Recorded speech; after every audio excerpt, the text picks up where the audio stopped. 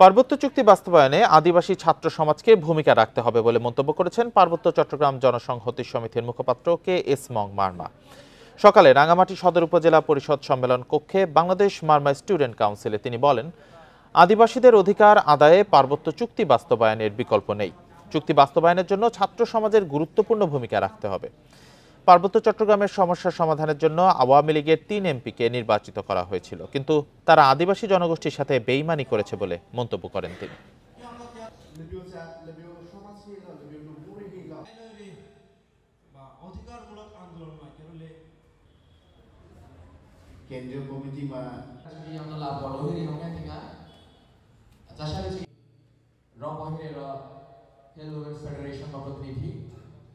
তারা বুঝবেন বান্দরবনের মংসানু তুলা জেলা